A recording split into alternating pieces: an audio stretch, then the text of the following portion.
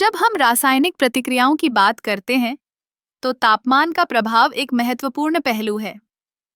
तापमान बढ़ने पर हम देखते हैं कि प्रतिक्रियाओं की दर में वृद्धि होती है। लेकिन ये कैसे होता है? आइए इसे समझते हैं। सबसे पहले, तापमान बढ़ने पर अणुओं की गति बढ़ जाती है। जब अणु तेजी से चलते हैं, तो उनकी टकराने की संभावना भी बढ़ जाती है। यह टकराव ही रासायनिक प्रतिक्रियाओं की शुरुआत करता है। लेकिन सिर्फ टकराना ही काफी नहीं है। अणुओं को एक निश्चित ऊर्जा की आवश्यकता होती है, जिसे हम सक्रियण ऊर्जा कहते हैं। जब तापमान बढ़ता है, तो अधिक अणु इस सक्रियण ऊर्जा को प्राप्त कर लेते हैं, जिससे प्रतिक्रिया की दर में वृद्धि होती है। अब एक महत्वपूर्ण सिद्धांत है जिसे हम अर्रेनियस समीकरण कहते हैं। यह समीकरण हमें यह बताता है कि कैसे तापमान और सक्रियण ऊर्जा मिलकर प्रतिक्रिया की दर को प्रभावित करते हैं। इस समीकरण के अनुसार प्रतिक्रिया की दर का संबंध तापमान के साथ एक एक्सपोनेंशियल तरीके से बढ़ता है। इसका मतलब है कि तापमान में थोड़ी सी वृद्धि भी प्रतिक्रिया की दर में काफी बड़ा बदलाव ला सकती है। लेकिन क्या हर प्रतिक्रिया पर तापमान का यही प्रभाव होता है? नहीं।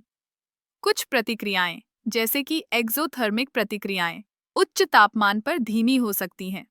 इसका कारण यह है कि उच्च तापमान पर उत्पादों की स्थिरता प्रभावित हो सकती है। इसलिए तापमान का प्रभाव हमेशा सकारात्मक नहीं होता। इसके अलावा तापमान के प्रभाव को समझने के लिए हमें रासायनिक संतुलन के सिद्धांत को भी देखना होगा। जब हम तापमान को बदलते हैं, तो संतुलन की स्थिति भी बदल सकती है। उदाहरण के लिए, यदि हम किसी एक्सोथर्मिक प्रतिक्रिया को गर्म करते हैं, तो संतुलन उत्पादों की ओर से रिएक्टेंट्स की ओर खिसक सकता है। यह एक दिलचस्प पहलू है जो हमें दिखाता है कि तापमान का प्रभाव केवल प्रतिक्रिया की गति तक सीमित नहीं है, बल्कि यह संतुलन को भी प्रभावित करता है। तो जब हम तापमान के प्रभाव की बात करते हैं, तो हमें यह समझना चाहिए कि यह एक जटिल प्रक्रिया है। यह केवल गति की बात नहीं है, बल्कि रासायनिक संतुलन और सक्रियण ऊर्जा के साथ भी जुड़ा हुआ है। इस तरह तापमान की भूमिका रासायनिक प्रतिक्रियाओं में एक महत्वपूर्ण कारक बन जाती है, जो हमें रसायन विज्ञान की गहराई में जाने का अवसर देती है। इसलिए अगली बार जब आप किसी रासायनिक प्रतिक्रिया को देखें, तो याद रखें कि तापमान केवल एक संख्या नहीं है, बल्कि यह एक शक्तिशाली कारक है जो रसायन विज्ञान की दुनिया को आकार देता है।